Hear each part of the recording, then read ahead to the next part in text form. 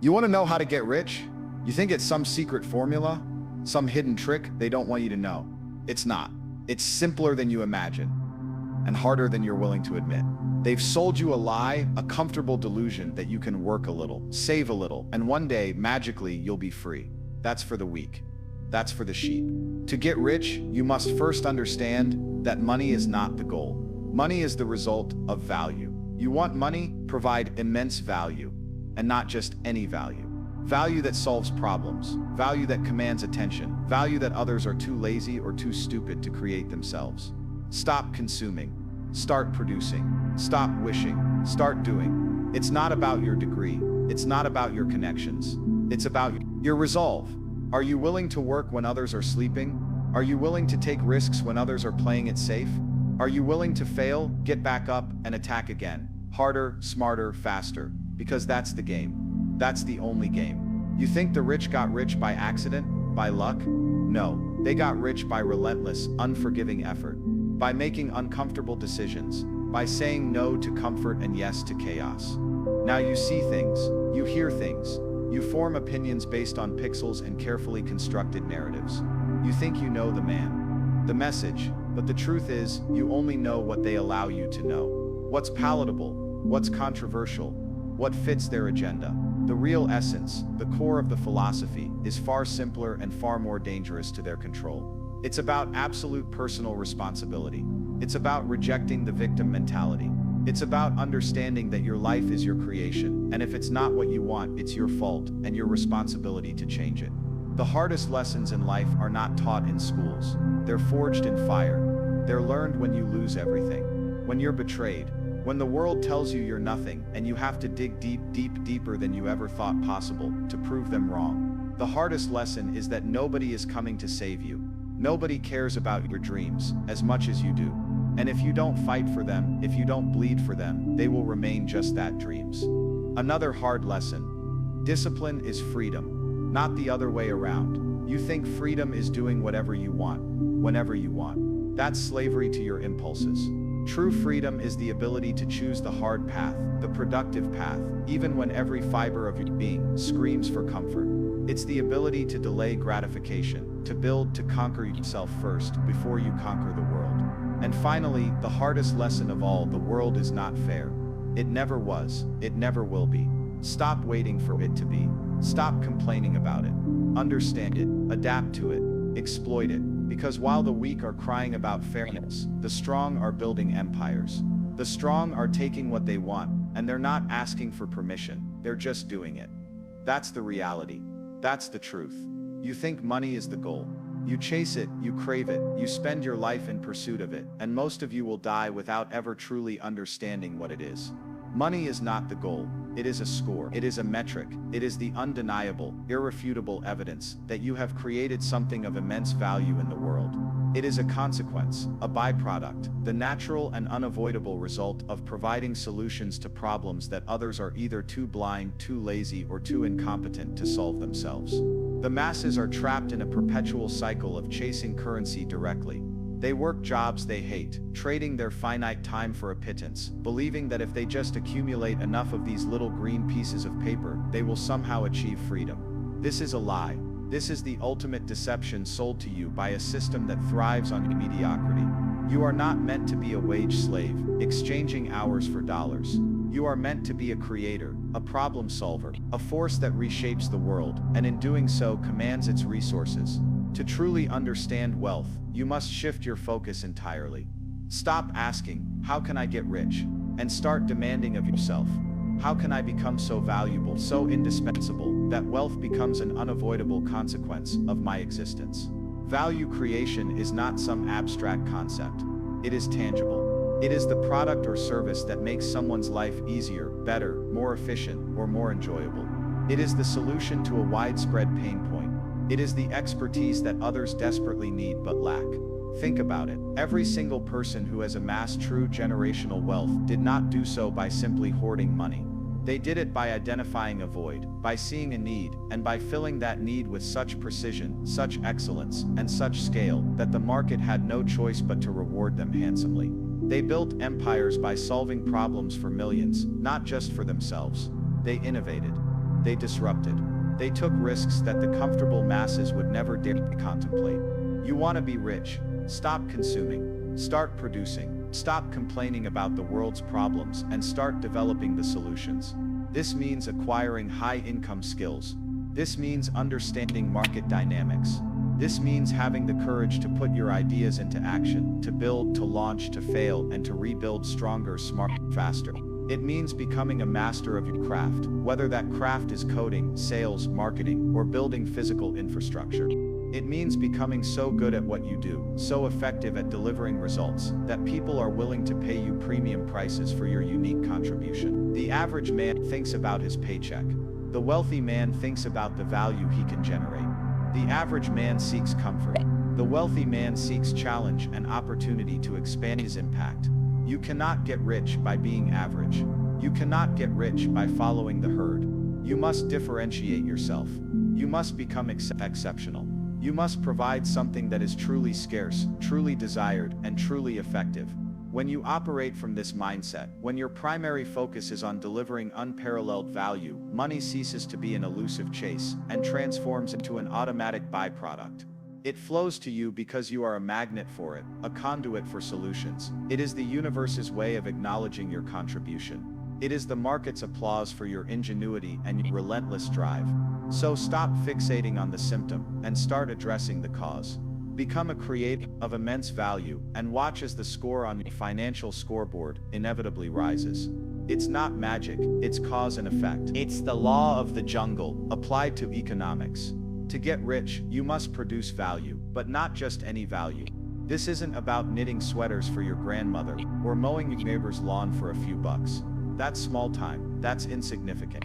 To truly accumulate wealth, you must produce value that solves problems and critically commands attention. Without both, you're just another cog in the machine, another voice in the crowd, destined for the same mediocrity as everyone else. First, let's dissect value that solves problems.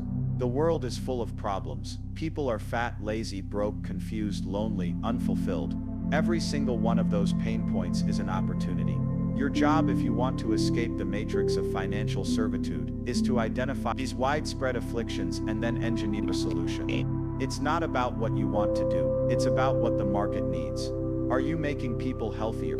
Are you making their businesses more efficient? Are you teaching them a skill that will elevate their income? Are you providing a convenience that saves them precious time? The bigger the problem you solve, the more people you solve it for, the greater your potential for wealth. This requires observation, intelligence, and a ruthless focus on utility. Most people are too busy complaining about their own problems to even notice the gold mines of opportunity around them. You must be different. You must be a hunter of problems and a relentless architect of solutions.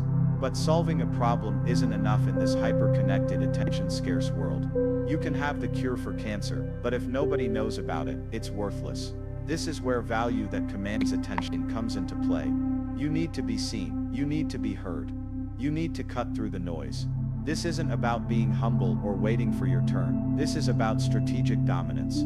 It means understanding marketing, understanding psychology, understanding how to articulate your value proposition in a way that resonates, that shocks, that demands a response. It means building a presence, a brand, a reputation that screams, "I am the solution you've been looking for." This isn't about being liked by everyone. In fact, if everyone likes you, you're probably doing something wrong, playing it too safe, being too vanilla. Controversy, when wielded strategically, can be a powerful tool for commanding attention. It forces people to engage, to discuss, to take a side, and in that engagement, your message, your solution, gains traction. You don't need to be universally adored. You need to be undeniably known. The average person thinks that if they just work hard in silence, their brilliance will eventually be discovered. This is a fantasy peddled by those who want you to remain invisible. The world doesn't reward quiet competence. It rewards visible, impactful problem solving. You can build the most incredible product, offer the most transformative service, but if it's hidden in the shadows, it will generate zero wealth. You must be your own loudest advocate. You must be willing to stand on the digital mountaintop and shout your value to the world. This means mastering communication. It means understanding sales. It means being unapologetically confident in what you offer. It means rejecting the notion that self-promotion is somehow ignoble. It is essential. It is the bridge between your solution and the people who desperately need it. The combination of genuinely solving a significant problem and then effectively commanding the attention of those who suffer from that problem is the golden formula. It creates a powerful, unstoppable engine of wealth generation. Fail on either front. Fail to solve a real problem, or fail to make your solution known, and you will remain exactly where you are. Just another aspiring, struggling individual in a world that only pays for results. Relentless, unforgiving effort. Let that sink in. Not some effort. Not when you feel like it. Not after you've had 8 hours of sleep and your artisanal coffee. It's relentless. It's unforgiving. This is the fundamental truth that separates the winner from the whiners, the wealthy from the perpetually broke. You think success is built on talent alone, on luck, on some mystical alignment of the stars. That's the narrative they feed you to keep you docile, to keep you from realizing the raw, brutal truth. You have to outwork everyone, and then you have to outwork yourself. This isn't about working smart. It's about working hard, and then layering smart on top of it. The average man clocks out at 5, goes home to his Netflix and his lukewarm dinner, and wonders why his life isn't changing. The man who gets rich is still working at midnight. He's up before dawn. He's sacrificing weekends, holidays, social events, because he understands that time is the most precious commodity, and every second not spent building, learning, or strategizing is a second wasted, a second given to his competition. This effort isn't temporary. It's a way of life. It's a commitment to perpetual motion, to constant improvement, to an unyielding pursuit of your objectives. It's a refusal to be outworked by anyone, anywhere, at any time, and it's unforgiving. Life doesn't care about your feelings. The market doesn't care if you're tired or stressed. If you deserve a break, it rewards results, period. If you don't deliver, someone else will. If you make excuses, you lose. If you whine, you fall behind. There's no sympathy in the arena of wealth creation. Only performance, only output. You either produce or you perish. This harsh reality is what most people can't stomach. They want comfort, safety, a pat on the back for showing up. The world of true wealth offers none of that. It demands everything, and then it demands more. Beyond the sheer volume of effort, there are the uncomfortable decisions. This is where most people falter. They cling to comfort like a drowning man, to a life raft.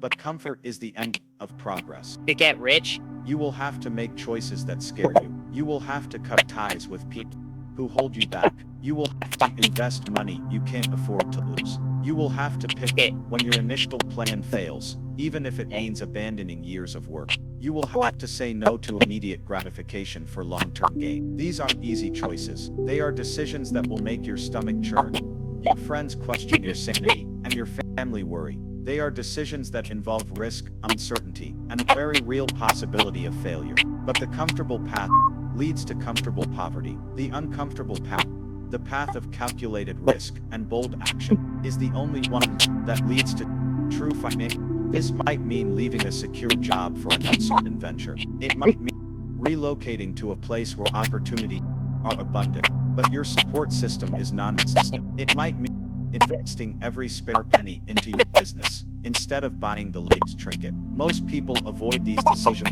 at all costs. They prioritize security over opportunity, immediate pleasure over future prosperity. They choose the known, even if the known is mediocrity. The man who gets rich understands that discomfort is a signal. It's a sign that you're growing, that you're pushing your boundaries, that you're doing something that others are too afraid to do. Embrace the discomfort. Seek it out, because on the other side of every uncomfortable decision lies a new level of potential, a new frontier of wealth. This is the price of admission. Are you willing to pay it? Reject the victim mentality. This is not a suggestion. It is a command. It is the absolute, non-negotiable prerequisite for any form of success, especially financial. The world and the systems within it are constantly trying to convince you that you are a victim. You are a victim of your circumstances, your upbringing, your genetics, the economy, the government, the weapon, your boss, your spouse, your dog. They want you to believe that forces outside your control are dictating your destiny, that you are powerless, that your struggles are not your fault. This is the most insidious lie ever propagated, designed to keep you weak, dependent, and easily manipulated. To escape the financial matrix, to build anything of significance, you must eradicate this victim mindset from your very core. You must understand, with absolute clarity, that your life is your creation. Every decision you have made, every action you have taken, or failed to take, has led you to precisely where you are right now. If you are broke, it is because of your choices. If you are unhealthy, it is because of your habits. If you are unhappy, it is because of your perspective. This is not about blame. It is about responsibility. It is about reclaiming your power.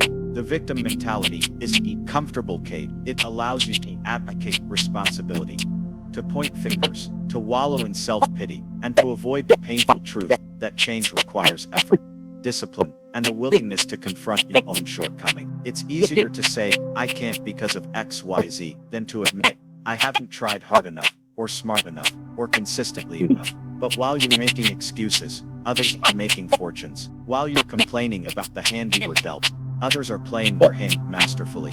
Regardless of the cards, taking absolute personal responsibility means acknowledging that you are the architect of your own reality. It means that if something is wrong, it is your job to fix it. Not the government's, not society's, not your parents', yours. This is a terrifying realization for most, because it strips away all the comforting illusions. It forces you to look inward, to identify your weaknesses, to confront your fears, and to admit where you have fallen short. But it is also the most liberating truth you will ever encounter, because once you accept that you are responsible, you also realize that you hold the power to change anything and everything. This mindset shift is foundational. You cannot build wealth if you believe you are constantly being held back by external forces. You cannot innovate if you are waiting for permission or for conditions to be perfect. You cannot take risks if you are afraid of failure and blame. The world owes you nothing. It does not care about your feelings or your excuses. It only responds to action, to value, to relentless pursuit. So, stop the narrative of hardship. Stop recounting your misfortunes. Stop seeking sympathy. Sympathy is for the weak. Instead, cultivate a mindset of proactive problem solving. If a door is closed, find another door, or build a new one, or smash through the wall. If you lack a skill, learn it. If you lack a resource, acquire it. If you face an obstacle, overcome it. This is the mindset of a champion, of a conqueror. This is the mindset of someone who understands that true power comes not from external circumstances, but from an unshakable belief in one's own agency. Your life is your canvas. You are the painter. If you don't like the picture, pick up a different brush. Nobody is coming to save you. Let that stark, brutal truth sink into your bones. Nobody, not your parents, not the government, not some benevolent mentor who will magically appear and hand you the keys to success. You are alone in this fight, and the sooner you internalize that, the sooner you will begin to forge your own path to power and prosperity. This isn't a pessimistic view. It's the most liberating realization you can have. Because once you understand that you are solely responsible for your own salvation, you stop waiting, you stop hoping, and you start acting. The world is full of people waiting to be rescued. They wait for the perfect opportunity, the perfect connection, the perfect moment. They wait for someone to discover their genius, to give them a chance, to validate their existence. This waiting is a form of self-sabotage, a comfortable delusion that absolves them of the need for immediate, decisive action. They believe in fairy tales, in the idea that hard work will eventually be recognized and rewarded by some external force. But the truth is, the world is too busy, too competitive, too indifferent to notice your quiet struggles or your unexpressed potential. Nobody cares about your dreams as much as you do. In fact, most people don't care about your dreams at all. They are consumed by their own lives, their own problems, their own ambitions, and many, perhaps even those closest to you, might secretly prefer that you remain exactly where you are, because your success would highlight their own stagnation. This isn't malice. It's human nature. So stop seeking validation. Stop seeking permission. Stop expecting applause for simply showing up. The only person who will relentlessly pursue your vision is you. This means you have to be your own motivator, your own strategist, your own relentless taskmaster. There will be days when you are tired,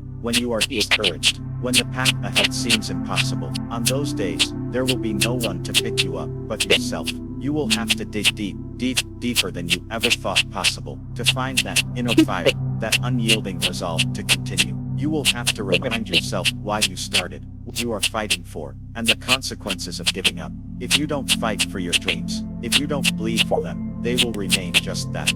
Dreams, fantasies, whispers in the night. Dreams are cheap. Everyone has them. What separates the winners from the losers is the willingness to transform those dreams into tangible reality through sheer force of will and consistent, brutal effort. This means making sacrifices that others aren't willing to make. It means enduring discomfort, ridicule, and failure.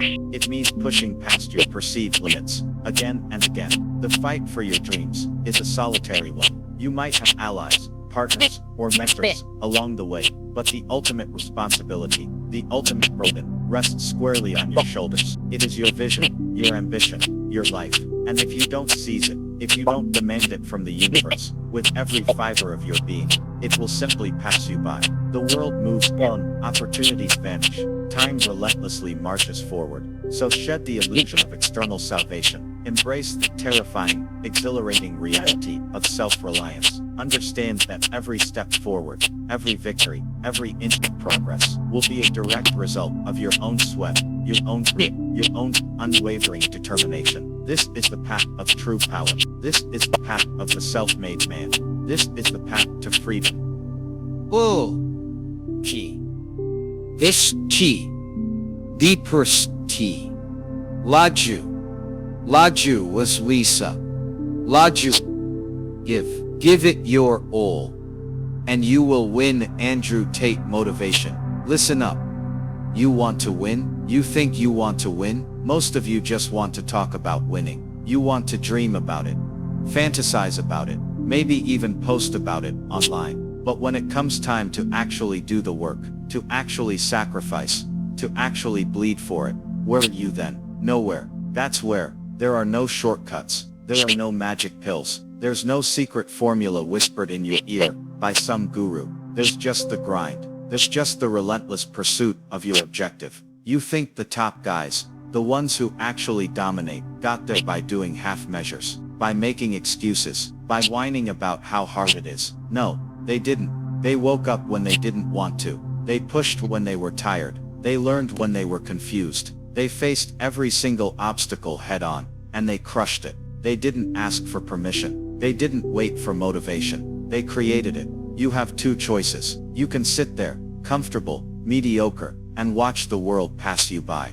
Or you can decide, right now, in this moment, that enough is enough. You can decide that you are going to commit, not just a little bit, not just when it's easy, but all the way, every ounce of your energy, every waking moment, every single thought directed towards that one goal. You cut out the distractions. You cut out the negativity. You cut out the weak people who drag you down. You become a laser, focused, unstoppable, because when you truly give it your all, when you leave absolutely nothing in the tank, when you push past what you thought were your limits, that's when the universe has no choice but to bend to your will. That's when success becomes inevitable. You want to win? Then stop talking about it. Stop thinking about it. Start doing it. Give it everything, and you will win. Look around you. Really look. What do you see? A world full of dreamers. A world overflowing with aspirations. Everyone, it seems, has a grand vision, a burning desire, a declaration of what they will achieve. They talk a good game, don't they?